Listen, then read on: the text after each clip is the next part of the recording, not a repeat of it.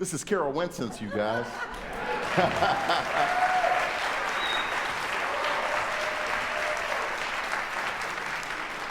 This is Bryan Wagorn on piano over here.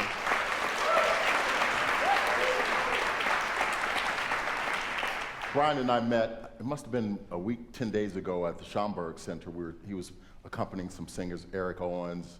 They were talking about Porgy and Bess, so he's a new friend. And Sato Matsui, just met her today. She's a composer. And we got a chance to talk backstage about this piece. The next piece on the program is, you'll hear a premiere. It's a world premiere of this piece that she wrote specifically for Carol's 50th anniversary. It's called Goldenrod.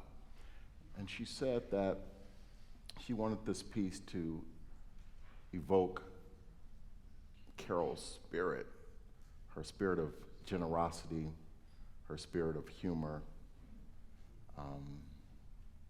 And I want to add to that, her spirit of just making you want to be a little bit better. Every time I see Carol, I walk away thinking, I can be a better human being. There's something about the energy she brings to a conversation, about the music she makes. Happy anniversary. Thank you so much. This is the third of 3 concerts that she's... No, the second. The second? Oh, there's one more. Yes. Yeah, there's one April more. 16th at the Stoller Art Center, my other teaching home other than Juilliard, yeah. Yeah. So I want to go back. I was talking to the audience about growing up with music in my own home and about my father and why we made music. And I was surprised to learn that, not that your father was a musician, but your sound, I think about instrumentalists always listening to singers, but you listen to your father's tone. You listen to his violin playing as sort of inspiration, as a sort of model for what you wanted to bring to your instrument. Absolutely. And also I do want to credit my mother, who was an amazing pianist and had me doing Delcro's kind of exercises ever since I was 3, 4, this sort of thing. Yeah. And it wasn't until it hit me as an adult that the reason I would play sometimes vibrato, non-vibrato, is because on open strings you can't vibrate on the violin. But it was so, it was a language to me, the spin in the violin, the power of the bow, the independence of the bow from this hand, and so as a result my teaching is all about this independence of the air and the breath, yes. Mm-hmm. Aside from all the millions of notes that you're about to hear that we play, yeah. Mm-hmm. Yeah. But I also gather that there was another reason for making music in your household, and certainly with your career. I want to talk about the decades a bit. I mean, you could have come on stage and played music from the Renaissance or the Baroque or the classical period and been done with it. But so much of your career has been about commissioning new works. We're going to hear 2 new pieces tonight. So can you talk about the purpose of making music? I mean, growing up, what did your father instill, what did your parents instill about the reasons for making music? Well, my dad had a slogan, and to this day, everyone in his 3 orchestras, I mean, he started as the concertmaster of the Buffalo Philharmonic, then he became their associate conductor, but for every daughter, he gave birth to an orchestra. It was really great. So my 2 older sisters, I just played the 70th anniversary of one of the orchestras in Orchard Park, and next year is the 75th of Amherst. That's my oldest sister, and then my middle sister is with Clarence. Anyway, so the slogan was, music brings unity to the community. And that was the credo that I grew up with. I tell you, we cleaned up when it was Girl Scout cookie time. I mean, my sisters and I with 3 orchestras, that's about 1,000 people now. And we came in first with Girl Scout cookie sales,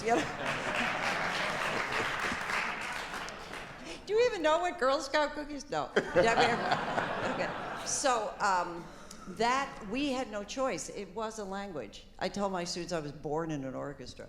So, yeah, I was plopped down at rehearsals right away. So to hear that sonic fabric, and also key to the interest in living composers was that Lucas Foss came to Buffalo as one of the symphony appointees, as music director, and I tell you, he turned Buffalo upside down, and it was harrowing. It was terrifying and thrilling at the same time.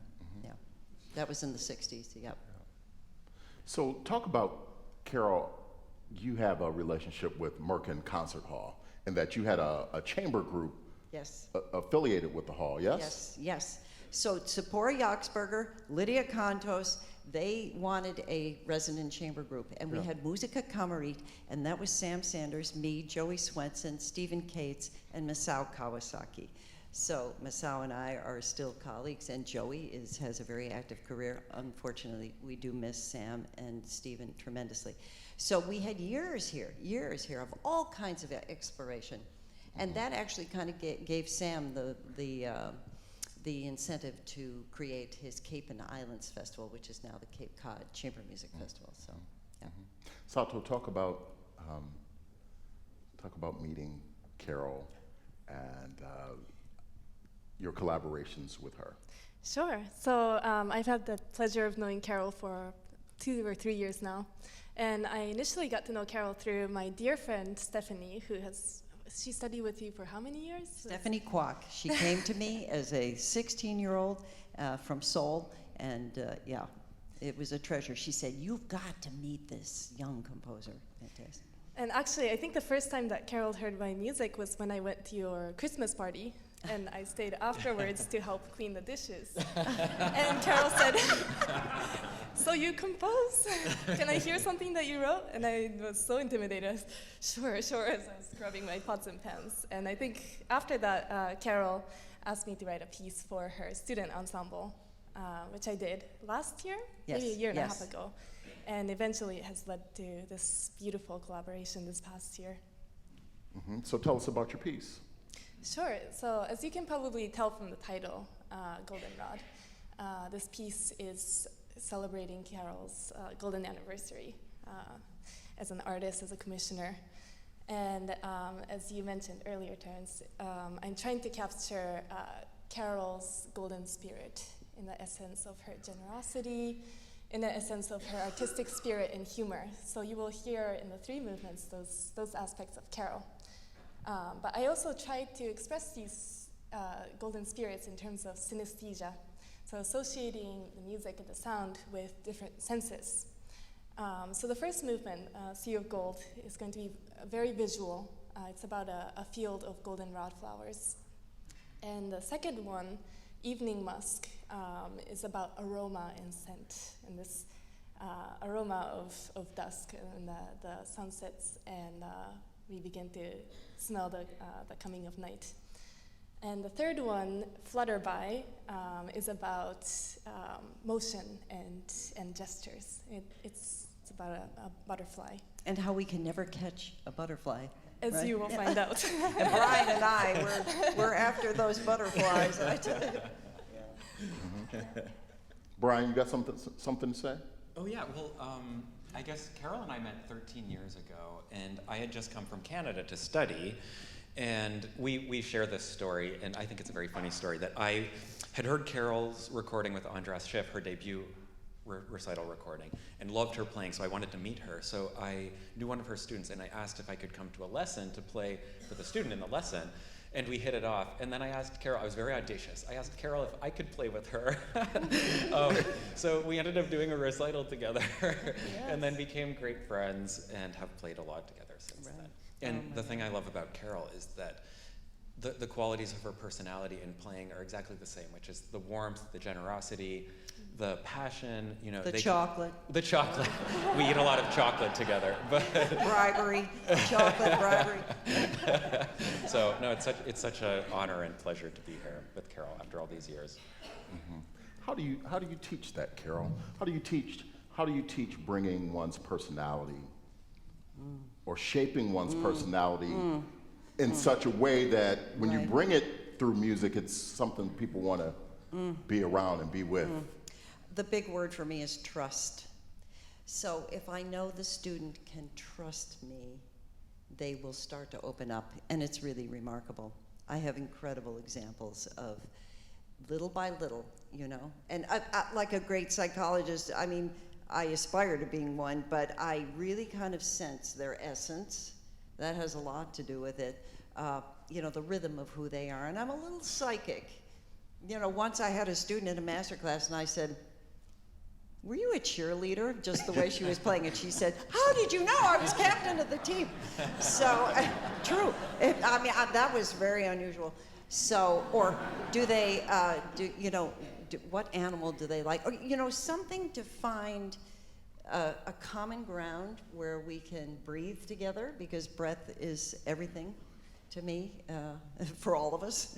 So, trust. I think it's trust and, an invitation to get to know themselves. I really feel that, because I don't think you can be the channel for the music until you really are at home. You have to be at home. I mean, I'm not even addressing technique, sound, phrasing, things like that. I'm just going for the bullseye right there. It's a wonderful question. Thank you. I wonder where you got that. Is it something you figured out on your own? Well, some of it is my own makeup, my essence, but because I'm very different from my sisters, very. And my parents, I'm sort of an amalgam of both of them. My mother she dreaded having to perform publicly. She did, she was my father's accompanist. But my father could not wait to get on the stage. He was so charismatic, and he taught me, he said, "You must kiss your audience." So I teach that to my kids, because it's gratitude, and never to lose one's humility, ever, ever, and compassion for oneself too. 50 years and still going strong. Carol Wincenc.